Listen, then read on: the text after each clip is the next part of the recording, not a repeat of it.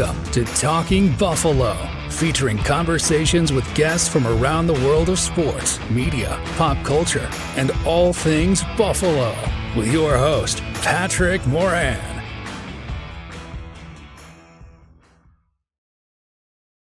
All right, what is going on, everybody? How you doing? Welcome to another episode of Talking Buffalo, your weekday daily driver for Buffalo Sports Talk and more.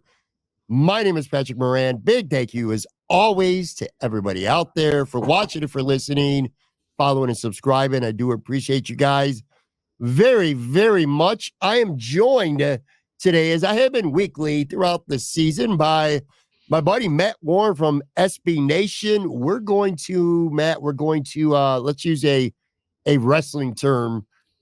We're going to turn heel, so to speak, a little bit on the Bills Mafia today, at least a little bit anyway. We're going to be playing devil's advocate right now with the Buffalo Bills, despite a 6-2 start to the season that has them not just in the driver's seat. I mean, that's almost understating how much in control the Bills are right now when it comes to AFC East. We're gonna get to some points today that could be cause for concern. What's going on, buddy? How you doing? No, I'm doing good. I've got my 26 shirts, Halloween shirt on for today. Nice. We got the whole vibe going. I know it's kind of been off and on, nice days and cold days and rainy days. It's fall in Western New York. It is getting sick weather in Western New York, man. Yes. I know so many people right now, allergies, just to change the weather, people catching the flu and stuff. That happens every year. But yeah, man, it's beautiful one day. It's cold out the next. We're recording this on Tuesday, so this will drop on By the way, was Beggar Night a thing when you were a kid? I know there's always been Halloween. Beggar's Night, was that a thing for you? Never? Not that I remember. No, I just remembered those garbage bags with the really hard flat plastic masks that we used to wear back in the day, back in the late 1980s, to date myself. So I do remember Beggar's Night. I grew up on the west side of Buffalo. That was kind of a thing, but as an adult, it went away. But it still lives pretty deep in Kaisertown. If you're in Buffalo, this area, Kaisertown is huge on Beggar's Night. But I think that might be the only place where that's still a thing. So, all right, I want to be clear here right off the top, and I feel like I speak for you too as well. Yeah. The Buffalo Bills are 6-2. Okay, the Buffalo Bills are in first place, very much so in first place. They've looked really good the last 6 quarters. The offense looks like it has turned the corner. It just seems to have a swag, a confidence to them. They're throwing the ball effectively. Their weapons are becoming weapons now. There's a lot to love about this football team. I could see this team being 12-5 at the end of the season right now. Easily almost 12-5. I mean, you got Kansas City, San Francisco, Detroit, 3 really tough teams up there. Even if they lose all 3 of those teams, they can still win the rest of the games and get to 12 wins. Or if they lose, to one of those 3 teams, and then they lose to a crappy team where they have that game where, just nothing goes right and they still lose. Anyway, the path to getting to, at a minimum right now, 12-5 is very much there. It's a good team. They look well coached again after a couple of weeks where But the offense is clicking. The defense, at least in Seattle, played fantastic. There's a lot to like about this football team. Let's be clear on that before we kind of get into some devil's advocate stuff here, turning the tables, like I said, on Bills Mafia. You generally, I'm sure, like I said, I'm speaking for you. Maybe I shouldn't do that. But there's a lot to like about this football team for you as well right now, correct? Yeah, absolutely. I mean, it was hard for me to find a couple topics that I really wanted to talk about with this devil's advocate thing, because I think they are really locked in right now. Mm-hmm. As we keep looking though, I think from the very beginning of the season, it was always about, okay, I think they're going to get to the playoffs. What can they do in the playoffs? And it's been that way for a few years. Expectations naturally shifted. It's fun because I've been working with the Lions blog over at SB Nation since I went full time 2 years ago, and seeing them kind of go through that rise from the also ran franchise all the way to that contender it was always fun to see them talking about like and being giddy about like the successes. But now they're turning that corner from, okay, great, regular season wins, like, we're first place in the NFC. That's awesome. All that stuff too. Can we win in the playoffs? Can we win the Super Bowl? And like, I think if we look at it through that prism, it's not even being devil's advocate right now. It's like, oh, how can the team over the next 8 weeks or 9 weeks prepare for the inevitability of going to the playoffs and playing the best teams in the NFL? Because so far they haven't really done a great job against those teams in 2024. So, continuing to have that frame of reference in mind, not just did they beat the Seahawks, did they wallop the Titans? They should be doing those things. And so keeping that critical eye, I think it's not necessarily a bad thing. I'm not yucking anybody's yum. I'm not like trying to like be right. the negative Nelly here. Yeah, we're not trying to rain on any Bills fans parade. I feel like I need to keep saying that because I'm telling you right now, I see it coming on the video side, especially. I might get a couple tweets at me from the audio side, but the video side on YouTube, by the way, if you are not subscribed, make sure you hit that subscribe button right now. But I know I'm going to get a couple comments saying, yo, the team's 6-2, they're in first place. Why are you being negative about them? Why are you always so negative? Because apparently if you're negative 20% of the time, that means you're always so negative in the eyes of a couple people. But one of the things I've always respected about you is I kind of feel like we're the same in regards to we're Bills fans. We ain't trying to hide that we're Bills fans. I root for the Bills to win on Sunday.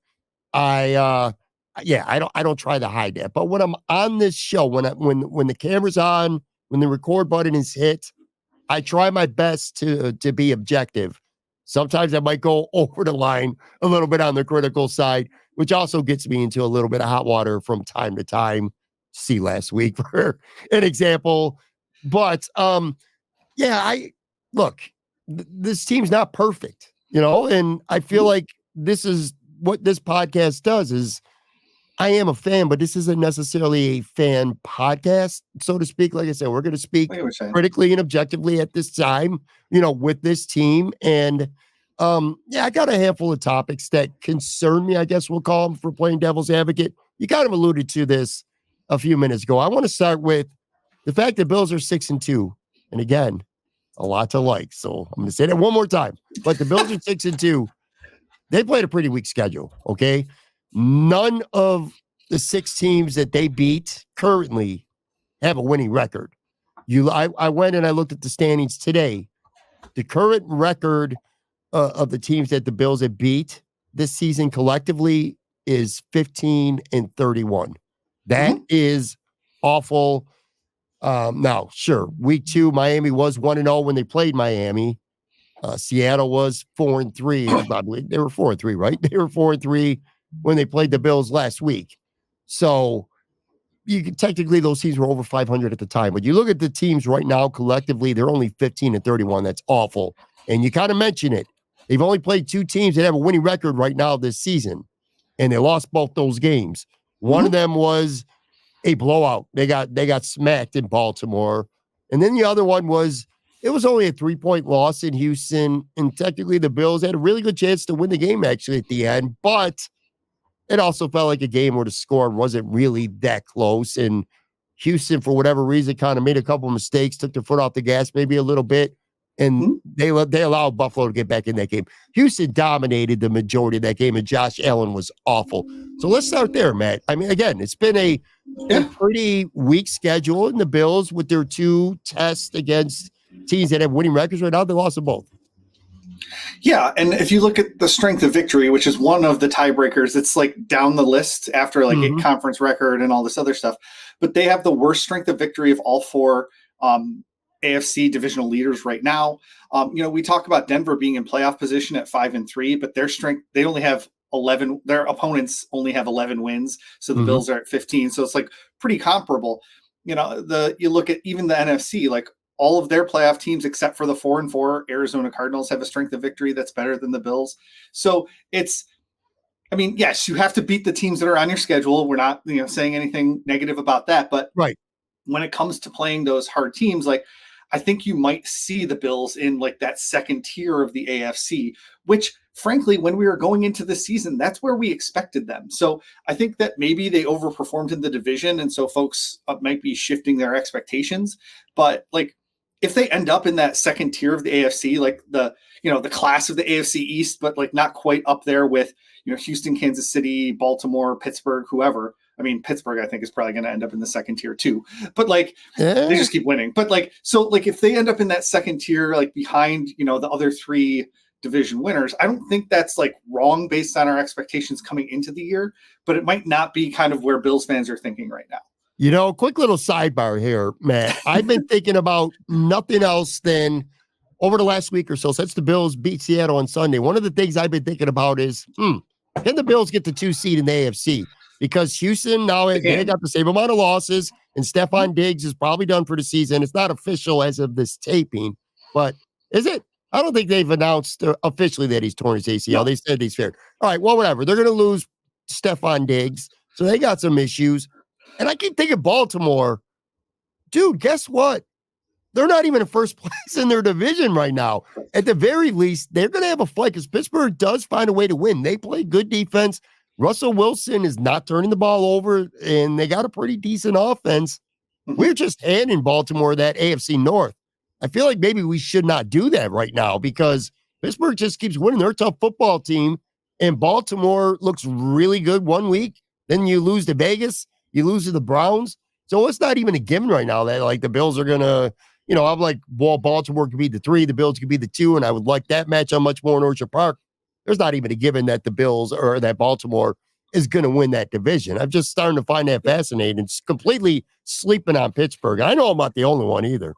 Right. And Pittsburgh hasn't played any of the AFC North teams. If you remember from when the schedule came out, their whole division schedule is really backloaded. It's like all after Thanksgiving weekend or something. So, that whole division is probably going to beat up on each other just a little bit. I mean, Cincinnati's not as bad as 3-5, and Baltimore obviously is going to have to play the Bengals, the Browns, the Steelers. So like there's going to be something. So it wouldn't shock me if Buffalo finished ahead of them just based on, the fact that they all have to play each other still, and the Bills get to play the Dolphins and Jets and Patriots like 4 more times. So that wouldn't surprise me at all if Buffalo gets ahead of, the AFC North winner, even if they might not be better than them. Sure. Let's move on. All right. So we talk about the schedule. Like I said, the Bills have had an unimpressive schedule so far. That's not their fault. You play the opponent that's handed to, in front of you. But again, so that might be something to be a little bit wary of. Also, penalties. They've been a pretty damn big issue for the Bills. 53 on the season, which is 10th in the NFL. And I got to be honest with you, when I was looking up these stats, I was actually surprised that they're only 10th. Based on 2 of these last 3 weeks, the Jets game, this game on Sunday, it felt like the Bills should have led the league by a lot. But they got 53 penalties, which is 10th, 399 yards, which is middle of the pack. They're 16th. I'm sorry, they got 16 false starts this season, which is the most in the entire NFL. And they've had 6 unnecessary roughness penalties, which is tied for first in the NFL. So in a vacuum, over the course of a full season, maybe, only being 10th in penalties or in the middle of the pack in yards, doesn't seem like a big deal. You can say that about a lot of teams. But as like I said, 2 of the last 3 weeks, penalties have been, the Bills have won both those games, but you can't keep, again, you played the Jets, you played Seattle. That's not going to work. You go get 10, 11 penalties against San Francisco, Kansas City, Detroit, the outcome is probably not going to go in your favor. Penalties have been an issue. The Bills, to their credit, overcame a lot on Sunday because of penalties, but the point that they kept putting themselves in position to have to overcome that, that's something that you should be worried about. Yeah, I think the first 2 drives were this week against Seattle were kind of like, the yin and yang of it. Like on the first drive, they had over 100 yards of offense because they had so many penalties that they had to keep gaining yards. And the fact that they were able to overcome those drive killers, like 1st and 20, 2nd and 20, I think at one point, because of penalties, I think like obviously it's a good thing for the offense that they can overcome that, but you're not going to be able to do that consistently. And then on the second drive, the exact same thing happened and they weren't able to overcome it. And so it just kind of shows you, you kind of live by the sword, die by the sword, right? Like you can overcome those, but at the same time, like it also puts your quarterback in a position where he feels like he has to press it, and that leads to turnovers. And so like it's going to catch up to them if they keep, like whether it's the 1st and 10 false start that makes it 1st and 15, or it's the holding call or whatever it is, that's a lot to overcome on a consistent basis. Yeah, I think the Bills had 3 penalties on their first drive. all on the offensive line too. I know Alec Anderson had one. I think Edwards had a false start. Anderson had a hold down, I don't remember. But yeah, they made it a lot harder for themselves. And look, you might get away with that with some teams, but again, others later in the season, you can't. I think they've had 22 penalties now. Those two games combined, 22, 23 penalties in those two. That's something you need to be concerned about. Another thing, before we get to a break here, I want to talk about our slow starts. Now, that was not the case on Sunday. It was actually fun to watch. Tell you what, it was fun to watch that game Sunday. It was fun to watch the Bills win the toss and defer, which, by the way, I've completely turned on that. I used to hate that. I wanted the Bills to get the ball first, score, and make a statement right off the bat. But I've kind of flipped now, and Sunday is a great example of why. I am all about team double dip now. But it went perfect. You kick off, a 3 and out, you get the ball, long touchdown drive. That's especially on the road. So I'm all about that. But anyway, that game aside here, slow starts have been a big issue for the Bills this season. They have trailed at the half in 4 of their 8 games. And among those, they're 2-2, right? Yeah, 2-2. And those 2 wins where they've trailed at the half came against, I don't want to put Arizona as a scrubby team anymore because they're not a scrubby team. They're 4-4. First place. Tied for first in the NFC West. Beat Miami, did the Bills a huge solid on Sunday. But anyway, they were down 17-3 early in that game against Arizona. They got a double dip to actually take the lead early in the third quarter. And they were down at one point 10-0 against Tennessee. They were down 10-7 at the half. Again, teams like Arizona, Tennessee, both in Orchard Park, you're going to overcome them. I don't know that you're going to overcome that, in Detroit or, Baltimore. Frisco. At this point, and by the way, Baltimore, exactly. And maybe at this point, shouldn't even worry about, if they're playing New England or the Jets or something like that. We're kind of look, the Bills are 96% to win their division right now. Short of an epic faceplant, the Bills are going to the playoffs. So when I say you can't afford to start slow, I'm thinking about whoever that opponent may be in the playoffs, right, whether it's the Chargers, Denver, Baltimore, Pittsburgh, a team like that. You're not going to be able to get off to these crappy slow starts and just turn it up when you want, turn that switch on, because you're not playing the Tennessee Titans in the playoffs. But slow starts, right, Matt? That's been a pretty big issue for the Bills.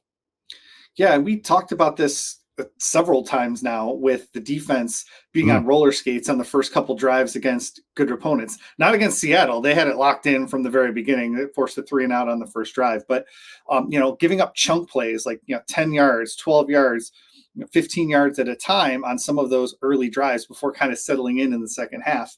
And the one game where they didn't settle in the second half was against the Ravens, and they got smacked in the mouth. And so you really want to see them figure that out from the very beginning. And even if, Sean McDermott wants to joke at the end of the game, well, we changed play callers, so he did a pretty good job. Whatever, man. Like, we know you have hands in the defense. Like, you don't have to play it off when you actually do well against the Seahawks. Like, I would love to hear that kind of accountability when, you don't do well too. So it's like, whatever, it's fine. Before we take a break, let me ask you a question here. And Bills fans might not like this. I want to go back to the Seattle game briefly here on Sunday. Okay. DK Metcalf didn't play. That's obvious. I mean, you can't say that doesn't matter. It matters, man. That's your guy. That's your horse on offense. But that aside, Seattle did a pretty good job of moving the football, especially in the first half before the game got out of hand. Anyway, how much of an element was it luck? Now, the Bills' offense played really good, I thought. The defense had some really good moments, but I feel like there was a big element of luck with the Bills' defense, too, because Seattle, the Bills were shooting themselves with penalties. Seattle had a pretty good center airmail, a shotgun snap 20 yards over Geno Smith's head when they were inside the 3-yard line. And then on the next drive, Geno Smith trips over the center's foot. Yeah. Trying to hand the ball off on 4th and goal from what was like the 1-yard line or something like that. Now, to the Bills' credit, the defense, they did make a stop to play before that, so I get all that. But it was it felt like there was a little bit of an element. The tip ball, Casey Toohill tips a ball, and Austin Johnson gets an interception. Now, look, good teams also get lucky. I get that. But you feel like there was kind of an element of luck with the Bills' defense on Sunday, and why that was such a convincing, dominating road victory. Yeah, I think that You just put it very, very well. The fact that it was dominating was because of those bounces or like those Mhm. three like kind of fluky plays. But if you look over the totality of the game, like the Bills were able to key on Kenneth Walker a little bit because they didn't have to worry so much about DK Metcalf like pulling the top off the defense. And so, I mean, they held him to 9 rushes for 12 yards, an average of 1.3 yards. Like, I bet the over on Kenneth Walker's like 50 rushing yards. Like, he's going to take Balin Spector and put him in a blender. Like, that's how I thought was going to happen. And so I want to give them a lot of credit for how they were able to key on Kenneth Walker. But I do think luck was involved in taking it from, well, first of all, with DK Metcalf being out, but then Mhm. those bounces took it from being a good defensive performance to being a dominant defensive performance. Sure. And look, even on the other side, Josh Allen fumbles, goes off his leg, and he goes to Ty Johnson for a first down before the half. So little bit of element. So I guess that is devil's advocate there as well, much to the chagrin of, like I said, Bills fans. I could feel it right now in my bones. Some Bills fans looking at this video or listening to this saying, shut up, guys. Anyway, we will for about 30 seconds. It's going to take a quick break. Come back on the other side. More devil's advocate, 2024 Buffalo Bills.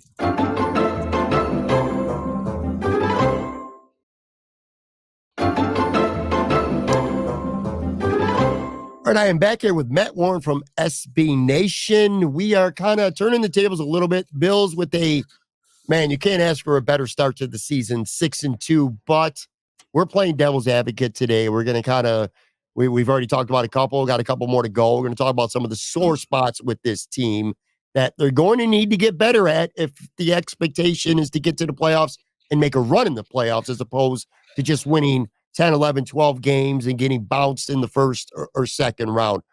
He didn't play on Sunday. I don't want to put too much stock into one game, whether it's a good game or a bad game. I keep going back to Sunday's game because the Bills offense looks, I don't want to say perfect, but they looked really, really good. Curtis Samuel didn't even play in that game. Anyway, he has been a major, major, major disappointment for the Bills this season. 12 catches for the year, just 92 yards in about 6.25 games that he's played for the Bills this year. What do you do to get him going, assuming, that he's going to be healthy and playing again soon because he missed last game with the shoulder. It didn't look like it matters on Sunday. The Bills kind of feel like they got that pecking order, in place now with the receivers, but $8 million. This guy's got some talent. We've seen it before on other teams. He's got to get it going. How does he get it going? Will he get it going? And does it matter? That's a lot of questions to ask you at once. Well, I mean, do you want to manufacture offense for Curtis Samuel just because you paid him money, right? Like, I love talking about contracts. I love talking about the salary cap, all that stuff. But my whole philosophy is built around not using contracts to like make football decisions, right? Like Sure. the New Orleans Saints have to make football decisions based on contracts because they just don't have another way out because of the way they've structured their contracts. The Bills, Brandon Beane does the opposite. He is able to do all of the moves that he did this offseason because he hasn't so heavily leveraged the future like salary cap ramifications. And Right. so for Curtis, when it comes back to the Curtis Samuel conversation, like, do you want Joe Brady to manufacture offense for him just because you paid him $8 million? I'm probably not in that boat, and I'm glad like they can do whatever they want with their offense. I obviously wish he was doing more based on what they're paying him. And like I had a lot higher expectations for him than certainly 12 catches and 92 yards in the first half of the season. But I think that if they want to really get him going, they're going to have to make that a focus of the offense, which is why like he did better when he was on other teams with other offensive coordinators who did that. But the Bills have a bunch more playmakers and they have Josh Allen, so they don't necessarily need to do that kind of stuff behind the line, hocus pocus to borrow a Halloween term to get him the ball. And so I'm okay if his numbers don't necessarily get a lot better than that. And then we can talk about it in the offseason as far as like his contract piece. But like, as long as the Bills offense is being efficient, I don't really need to focus on getting Curtis Samuel the ball like I would a Stephon Diggs or something like that. I have a specific player and a specific play of mine where I think Curtis Samuel, and if he could replicate this, then it's a W for the Bills. I'll get to that in a second. But you know what's crazy when I think of Curtis Samuel? You go back to training camp. it felt like he was going to be such a critical part Yeah. of this offense. You know, you got the rookie Keon Coleman, you got guys like MVS, Matt Collins, Chase Claypool. They're going to battle for the bottom probably of the roster. But you got Khalil Shakir, the one guy who was returning that you felt like you can count on. And Curtis Samuel is going to be such an important player in this offense. Now we're 8 games into the season, and I'm like, at best, he's wide receiver 4 on this team now. He really is, because you got Cooper, you got Keon Coleman, who's just getting better and better every week. We could do an entire episode just on how Keon Coleman played last week in Seattle. Anyway, you got him, and now you got Shakir. That's your slot dude, and he does a lot. Curtis Samuel's your 4th guy right now. It's like you want him to do some good things, but you don't really need him. Kind of almost feels like Deontay Hardy last year. You know, it went from being a guy who might really help this offense to, well, you know what? If Deontay Hardy gives you anything, call it a bonus. Here's where I look at Curtis Samuel, and I'm like, this would be really great if he could replicate what I saw last year. Trent Sherfield, another guy who we kind of had some decent expectations for. Nothing crazy last year, but decent expectations. Not as much as we had for Samuel this year, but he didn't do nothing during the season. But that Miami game, the finale, big catch, toe drag on the end zone.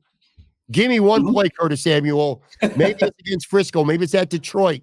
Whatever. Maybe it's in the playoff game, hopefully, a wild card round or something like that. Nice. Make that one singular play where nobody's going to give a shit that you only have 370 yards receiving for the entire season and 18, 19 catches or whatever it may end up being. You know what I'm saying? So he can still be useful, just not on a week-to-week basis.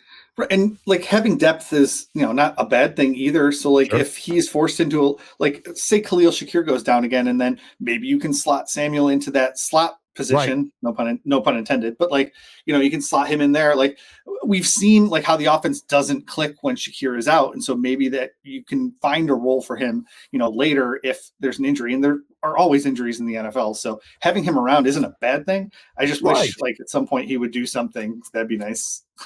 For sure. But yeah, that's a good point too. If he's wide receiver 4 right now, one of those top 3 go down, you got a guy who's done some good things before to slot in. Matt Collins is basically on a healthy team. He's the 5th receiver, which I think is what you were hoping to see 8 weeks ago as well, as opposed to that Houston game where he was the number 1 guy. I don't ever want to see that again. Last thing that I got for now, anyway, at least, the injuries. I don't know how much of this you can even control. Not much. But the Bills have year after year, and it continues this year, they haven't had the greatest injury luck. Bernard has missed a lot of action this season. Teron Johnson missed a full month. Those are long stretches. Ed Oliver, Dwan Smoot, they've missed multiple games this season. Shakir missed a game. He also tried to play against the Jets, and he just really couldn't do it. James Cook had to miss a game. Of course, Matt Milano got hurt before the season even started. He's yet to play this year. Hopefully, the Bills can get him back in maybe 4 to 6 weeks, something like that. That would be ideal anyway. Now, look, it could be worse. Like, they haven't had a season-ending injury to a key player. Like, say, Houston. Looks like it's going to be the case with Stephon Diggs. Kansas City's been hit really hard. So this isn't woe is me. Lots of teams get hit with injuries. The Bills aren't exclusive to that. But still, doesn't it just seem like year after year, and we're talking about this year specifically, man, injuries just... they're a detriment to the Buffalo Bills. They just seem to get hit harder than most.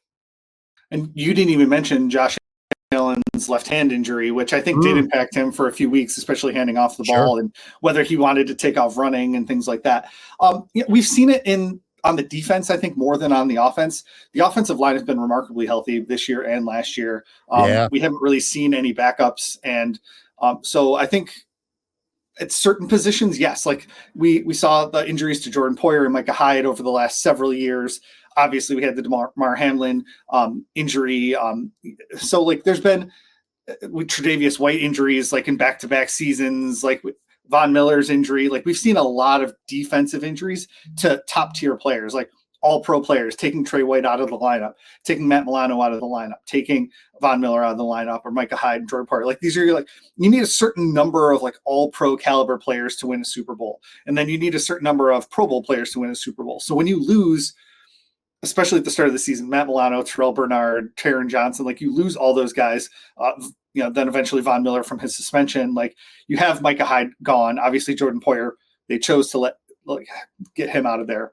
But like you need a certain level of those players, and so having them gone for like that first month of the season, like we didn't have that full complement against Houston and Baltimore. Like how do they play the Ravens differently if, you know, they have Bernard, Milano, and Johnson in the lineup? Like it's just a different game. And so like, maybe that, so like devil's advocate, yes, they've been hit. And I like your point about it not being season enders, and let's hope that continues. Actually, we got some good news on the Matt Milano front this week, where Sean McDermott basically said he's going to be back this season, where there was some ambiguity there. So we're glad we're going to have Milano back for that stretch run, I think.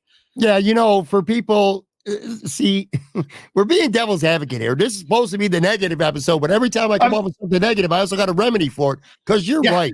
That Baltimore game, those are like 3 incredibly good defensive players that you're without. So, of course, Baltimore's defense is probably going to look better. And I go back to that Houston game, and no Khalil Shakir. We know how important he is to this team now. Mm-hmm. And you didn't have Amari Cooper yet either. So, I mean, there's a lot. And Cole Bishop got smoked like in that game, like by Nico Collins. And then like, you know, he just has some of like those growing pains kind of things with, you know, the safety position, because Taylor Rapp was out for that game too, right? Like, that was after he got knocked out of Baltimore. So I forgot. Actually, more injury luck. So but you know, we could be like, well, they're coming back. But again, you go back to last year, that Chiefs game. I still get sick to my stomach about AJ Klein being the middle linebacker last year. Just Christian Benford didn't play that game. Bernard did not play that game. Rasul Douglas was limping around that game. So I'm saying the injury luck has not really been much on the Bills side. Hopefully that'll change. You got anything on your end? I have a bonus one I'll get to after. I really didn't think of it until, but what do you got? I've got 2 that I was looking at, and one was the Josh Allen turnover worthy plays. He came into week 7 with 10 turnover worthy plays, came into week 8 with 10 turnover worthy plays. So they were plays that could have gone as turnovers, maybe should have gone as turnovers, like the defender dropped an interception, something like that, which, you know, was more than he had the previous season. In the first part of the last season, he had 7 turnover worthy plays, but 7 turnovers. He just didn't have the luck last year. Right. Whereas this year he has the luck. And then he threw his first interception in this game and had that fumble that he rugby kicked to Ty Johnson, and like, again, luckily was recovered by the Bills. So we're still seeing those turnover type plays, even if they're not actually resulting in turnovers. That was the first thing that I had. You want to talk about that at all? Well, sure, because that's, you know, luck has been on his side right now to some extent. Just like I said, luck was on the defensive side of the ball in Seattle a little bit as well. Yeah, sure, that's a good point. You know, if you believe in the laws of gravity, sooner or later, you know, the tide's going to turn a little bit. So some of those turnover-worthy plays might become turnovers. I will say, though, as we, again, get positive on a negative topic here, because you're right. But to me, without even knowing like the analytics or any of the, you know, these certain types of metrics, it doesn't look like last year, there were balls that were, I mean, he had a lot of turnovers, and there were also balls that were just, you know, right in somebody's hands, or they would drop whatever. I don't see a lot of plays this season where it's like, oh my God, I can't believe that wasn't intercepted. It's not like he's thrown, I mean, technically there have been 10 worthy or turnover worthy plays. I get that. It doesn't feel to me like that, as opposed to last year where the turnovers were, some of them were just so egregious. The turnover worthy plays don't feel like egregious mistakes as much to me with Josh Allen. It just seems like more often he's making better decisions. And I wonder how much, without, again, going game by game, that Houston game, he probably could have had 5 turnovers that game alone. So that game aside, I don't know. I think it was a lot of that last year was the timing, right? Like week 1, he had like just an abysmal game, through all those interceptions where he was pressing. And so the whole year we're thinking, oh man, Josh is trying to hero ball this. And then there was that, I can't remember which game it was exactly, but he had the turnover right before halftime that allowed the other team to come down and score. So instead of the Bills double dipping, they let the other team do it. Like, so a lot of it was like timing and like perception and perspective, as opposed to like this year where like you said, you haven't seen those obvious, like, you know, Josh Allen's making a really dumb decision, but like he's still a gunslinger. He's still trying to fit it into tight windows. I don't want to take that away from him. I want him to be that guy, because that's like where the magic happens. But like, even like this past week, he threw it across his body back into the field of play again. Like, you're watching Caleb Williams do it now. Like, kids, don't try this at home. Like, it's just, we still see those plays, and that's the magic. But like, they're going to lead to turnovers too. I did have one more too. But if let me ask you this, go on that. So they're 8 games in. We'll both agree Josh Allen was terrible against Houston. He just wasn't good. He didn't have help, but he wasn't good. He was part of the problem. He wasn't part of the solution in Houston. That game aside, though, I'm having a hard time really coming up with a game where I thought Josh Allen played bad. Like the Baltimore game, I just don't think he had any help. They were just dominated that game. They had to become one-dimensional because the defense couldn't stop Baltimore. I don't put that game on him. The Houston game's the only performance this season where I could be like, he kind of stunk that game. The numbers aren't as good as they've been in previous years. The passing yards, the touchdown passes, but I really don't care about that stuff. I care about him taking care of the football and the offense just putting up points, which they're doing. The running game looks better than it's looked in a very long time right now for the Bills. I think he's only had one bad game. I do agree with you, though. And what you're saying is that plays that were turnover worthy, they've gotten away with, where later in the season, that might not be the case. So I completely agree with you there. What else you got? The other one I wanted to talk about was the third down offense and defense, right? Like, so this week against the Seahawks, their third down defense was awesome. I think it was 1 of 7 for Seattle. But there's so many times that they can't get off the field. They're 22nd in the NFL, allowing first downs on almost 40% of their third downs. So it's just like something that like keeps those drives going over and over again. And that's one of the reasons we see like they turn the other team turn an explosive play into a first down on third down, and it keeps those drives going into points. And so even on offense, though, they're only 21st in third down efficiency at 37%. Sure. So like just kind of those things are things I'm looking at. How often have we seen over the years with the Sean McDermott defense that like they get them to like 3rd and 12, the pass rush doesn't get home, they get a ball off, and they convert one of those 3rd and longs. I mean, the Bills almost seem better on like 3rd and 2 than they are on 3rd and 12 sometimes. It's maddening, but that's actually 100%. That is 100% accurate. I can't get over the thought of we're doing this after what might be. Would you consider the Seattle game the most impressive victory of the season? I mean, probably. I mean, they absolutely smacked the Dolphins. Yeah, they smacked the Dolphins. Like, same score, too, 31-10. So, like, I mean, maybe let's just put them both in the same category, like, 2 smacks. I think this would be their second most impressive win. I think Miami was the most impressive win because it was on a short week. Divisional rival. Miami was 1-0 coming into that game and a lot healthier, too, than they are right now. So I would still say Miami, but this is their second most impressive.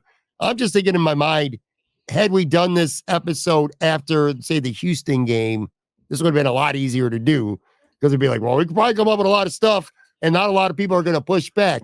As a content creator, I just keep envisioning the pushback from people, even as many times as we try to explain that. Look, we're just trying to be objective here and kind of paint both sides of the story. I got one that I didn't tell you about. Usually I kind of share at least some bullet points with Matt.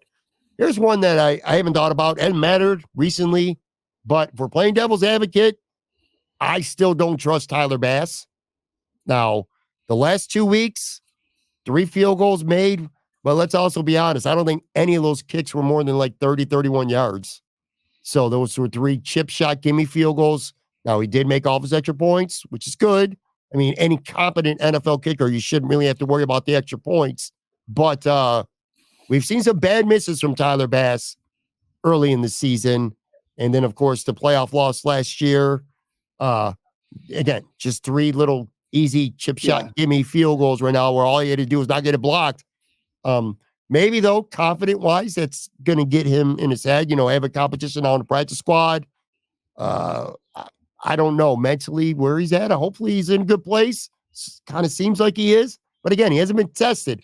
I need to see Tyler Bass go out. Maybe it might be this Sunday. Go hit a 46, 47-yard field goal, between the uprights, and I'll feel better. But right now, as things stand, if we're playing devil's advocate, I'm not going to let 3 little chip shot field goals gain my trust right now in Tyler Bass. Yeah, I think that's right. I mean, we also don't want to necessarily keep talking about that because we've been talking about it all season. 2 weeks Mhm. ago, in that last home game, I remember they interviewed him after the game because Bills fans were cheering when he was warming up, and they were cheering when he Loved it. made the kicks, during the game, and Yeah. then I guess they like swarmed his truck as he was leaving the field or was leaving after the game, and like we're giving him all sorts of like congratulations, like trying to pump him up and all that stuff. So that was cool to see, and so maybe he is in a better headspace as far as that stuff is concerned. But like you said, he has to prove that on the field. I love that he's feeling better, but I also want to see him make a 50-yard kick when it matters. And so, yeah, I think that definitely needs to be on the list somewhere. That is a legitimate concern. But I also don't think that whoever they bring in. I mean, Brandon McManus has been good for the Packers since they brought him in midseason. Yeah. The 49ers have had 3 different kickers that have all done pretty well. So, I mean, there are other players out there. I'm not sure if our practice squad kicker would be better than Bass at this point, and the Bills obviously don't feel he will be. So we'll see. Every time I make a negative point, I come back with a counter to something positive here. But Tyler Bass has not played well at times. He's missed some bad kicks, but it hasn't cost the Bills a game yet. You go Not into yet. the Jets, and you can make a case that Greg Zuerlein has cost the Jets for sure one game, the Buffalo game, and possibly 2 games. Like he had big miss last week too. Yeah, so at least he's not costing the team. And the Jets are kind of like they are with a lot of players. They're screwed with that contract. They're just not going to get rid of him. It's just it's crazy to me. But yeah, I need to see Tyler Bass make a big kick. It is fun to see the Bills fans rally around him. Hmm? Bills Mafia wants this guy to be clutch in the worst way because they know. Because when you're playing the Chiefs or the Ravens or the Texans or Steelers, whoever may be in the playoffs, it's going to be a good chance that kicker is going. Tyler Bass might win or lose you a football game. Well, maybe. Let's go back to coaching. Maybe the Tyler Bass uncertainty makes the Bills go for it on an extra 4th down against the Chiefs. You put the ball in Josh Allen's hands, he puts on the cape, and something good happens. So, maybe there's a silver lining here. What's crazy, dude? So we're like 40 minutes or so into a podcast that's playing devil's advocate. Yeah, sorry. And neither of us have mentioned the thing. So if I were to I am inviting you right now. If you're watching the show, if you're listening to this show and you got any topics that are devil's advocate worthy, hit us up. Let us know what you think. Here's one. I can't believe we haven't mentioned this yet. It's probably the fans, what they would argue would be the biggest devil's advocate. And that is the head coach, Sean McDermott, big games, game management, a close game, final 2 minutes of a game, or even maybe near the end of the half, they might come back to get you a really weird call, a Kodak moment, the Kodak timeouts that he likes to do on the last drive, just decision making like that. Sean McDermott, until he wins in the playoffs more than the first round game, is probably the Bills' biggest devil's advocate. Now that I think about it right now, I can't believe this didn't come to me earlier. But look, he had the team ready to play against Seattle, but you're talking about penalties. In some ways, if you're undisciplined, that's a product of the coaching, at least to some extent, right? If you're coming out flat to start games, you're not ready to play. That's a product of coaching, trailing at halftime. If you're bundling, you're bumbling the game at the end and you're making a couple bad coaching decisions, whether it's going for it or punting in a situation where you should have did the opposite or whatever, a defensive call, lots of things like that. Following a timeout, coaching is still, to me, even though I like Sean McDermott, I don't sit there and bash him, but that might be the biggest devil's advocate, actually, until proven otherwise. Do you agree with that? Yeah, I mean, I've been critical of McDermott, especially in end of game situations or end of half situations, since before they made the playoffs in 2007 or whatever it was, 16, whatever. Before they drafted Josh Allen. He tends to learn from his mistakes, which is obviously a good quality to have, but isn't always able to anticipate mistakes before they happen, if that makes sense. So he rushes 2 against Aaron Rodgers right before halftime on the Hail Mary attempt, right? Not even that, puts Greg Rousseau out on the sideline to prevent like the out. Like, I mean, just whatever. Like, just the dumbest things. Like, right. And then of course next week against the next team in a Hail Mary situation, it's Mac Hollins in the end zone that's there to knock it down, and like they rush 4 or 5. Like, he learned from the mistake, right? Right. I just wish that we had a better job anticipating the bad things before they became bad things. Anticipating that 13 seconds drive against the Chiefs before it becomes, etched into Bill's lore. Right. Well, you're right about one thing. He does tend to learn from his mistakes. The downside is he just continuously finds new mistakes. You got to find new ones. Exactly. He's going to have to learn from at some point. You said it perfectly. He needs to anticipate what these mistakes may be before they actually end up happening. Like I said, if anyone out there has got some devil's advocate thoughts of their own, let us know what you think in the comments section. Look, AFC, bottom line is this, okay? Devil's advocate stuff over here. The Bills are 6-2. That is, I don't want to say that's stunning. I would say that's surprising. I don't think there was a lot of people given the schedule. You're on the road on a short week in Miami, week 2. You got the Jags who they just seem to have your number in recent years. You got them in prime time. You got that monstrous 3-game road stretch. You're at Seattle, a very tough place to play. I don't think a lot of people, Josh Reed from Channel 4, shout out to him, he did. But not a lot of people predicted the Bills to be 6-2 after 8 games. It's surprising, but not stunning. But what is stunning to me, I cannot get over it. To me, it's the storyline of the season, at least if you cover the Bills. Anyway, the storyline of the season is Miami and the Jets. The Bills got as many wins as everyone in their division combined. And if you would have told me a week 8 or after week 8, the Bills are going to be 6-2, I'd be like, okay, yeah. A little surprise here. If you would have told me that Miami and the Jets were each going to have 2 wins this season, I would have been like, you're out of your mind. You're crazy. But here we are, Matt Warren and I getting ready for week 9, and we're discussing a Bills team that is literally a 96% favorite now to win the AFC East. The Jets, to me, are done. And Miami is 4 or 5 days away from being done in this division as well. How stunned are you right now that the Bills have such a firm grasp on this division? Yeah, and half of those 6 wins for the rest of the AFC East came against each other. So half of them are 3 wins against each other. Like, they've beaten 3 teams that aren't in the AFC East. So anyway, I'm very stunned. I thought that the Jets, I never was one of those people that thought they were like a Super Bowl contender or anything, but like all they needed, I thought, was competent quarterback play to get from, what they've been the last couple of years with Zach Wilson to, some sort of respectable team, right? And they've become just more and more of a clown show over the course of this season, each and every week. It's been a remarkable fall for them. And when they fired Saleh, I kind of knew what was happening because he felt like the guy that was kind of holding everything together, like tenuously, but still kind of the guy that was kind of making that engine drive. And so it's been very surprising to see how far they've fallen, how fast. And that loss to the Patriots in the last minute was just like, the cherry on top of the turd sundae that they've done so far this year. Miami, like, it doesn't surprise me that they lose Tua and they like kind of bottom out a little bit. If the Bills lost Josh Allen, God forbid, for 4 games, 5 games, like, I wouldn't expect Mitch Trubisky to come in and like be a world beater. So sure. That's less surprising than the Jets, who have had seemingly their full complement of weapons. I'll use the term weapons loosely, I guess, but like, the Jets just seem to like have had all the wheels fall off for no apparent reason. Whereas at least the Dolphins, you can point to like, okay, Tua was out for a while. I mean, yeah, they lost this week, in the last minute, but to a talented team nonetheless. And, so it's a little bit different for them. But I also don't see Miami making a run to get better. Like, they've always performed better in September and October and then kind of fallen off in November and December. So, them not being able to stack wins early is obviously going to hurt them, but I give them more of a pass than the Jets.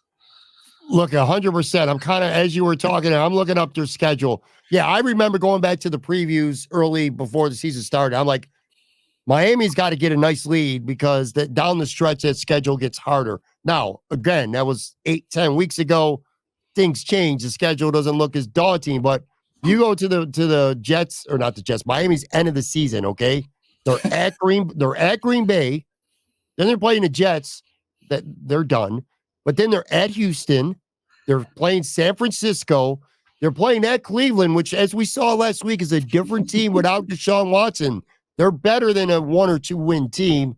And then they play at the Jets again. So you're talking 3 for sure games where there were significant underdogs, and that Cleveland game on the road is no gimme either.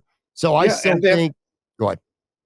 And over the next 2 weeks, they're playing at Buffalo and at the Rams, who are a different football team with their top 2 wide receivers back. Yeah, so, I mean, it's not going to get any better for them anytime soon. They could be, if they're 2-7 facing the Raiders and Patriots, like, great, you're going to be 4-7 heading into that gauntlet you just listed. Like, if they make the playoffs, they're going to freaking earn it.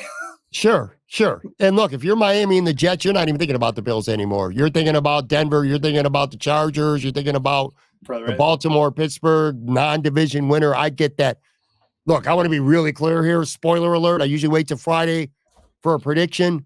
Bills ain't losing to Miami. I want to be clear about that. But let's just even say, for the sake of discussion, Miami upsets the Bills in Orchard Park on Sunday. Miami's still not winning that division. They're too far back. Their schedule ahead of them. They're done. You're right. And also with Miami, I don't think Mike McDaniel's a very good coach. That team lacks leadership. They lack toughness. They lack grit. They hoped that a guy like Jordan Poyer would be able to come, and a couple others would come into the organization and kind of give them that leadership that they've been badly missing. And I love Jordan Poyer.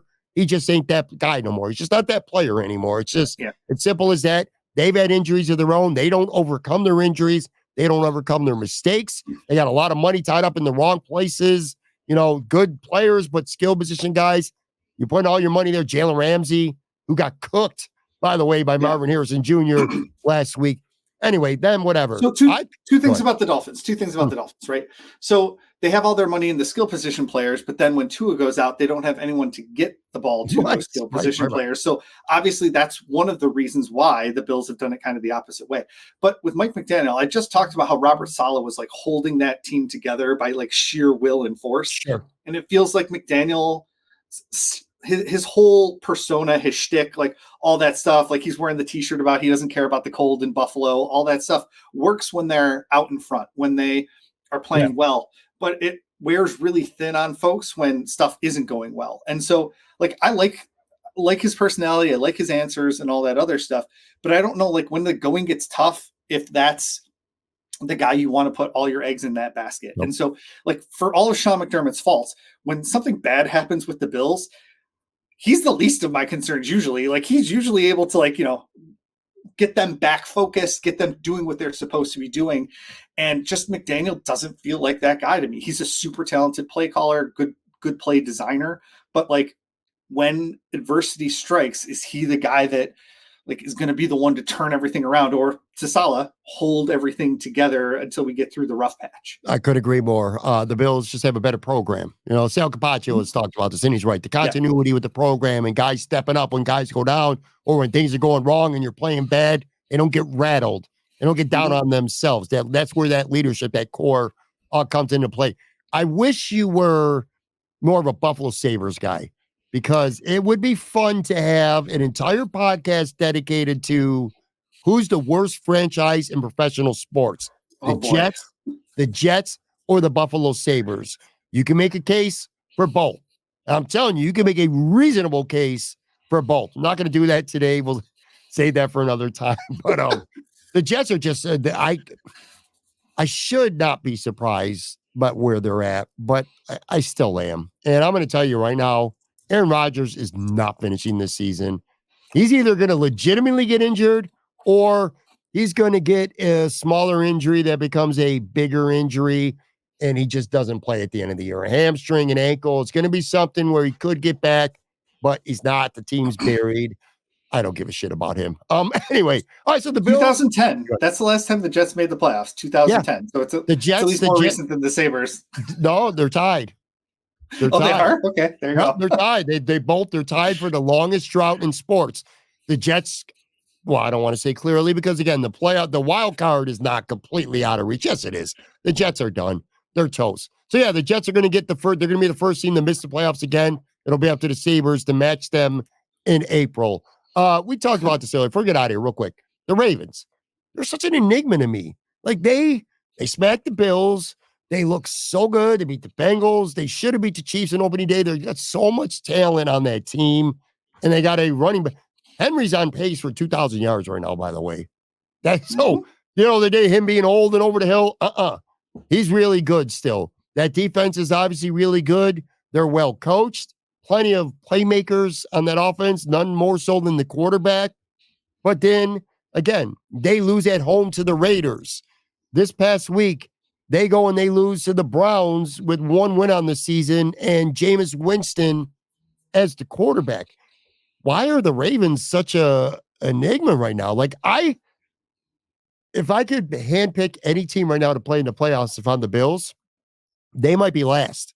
Man, actually, the Bengals. Right. Remember the Bengals? Those are because the Bills just play shitty against the Bengals all the time.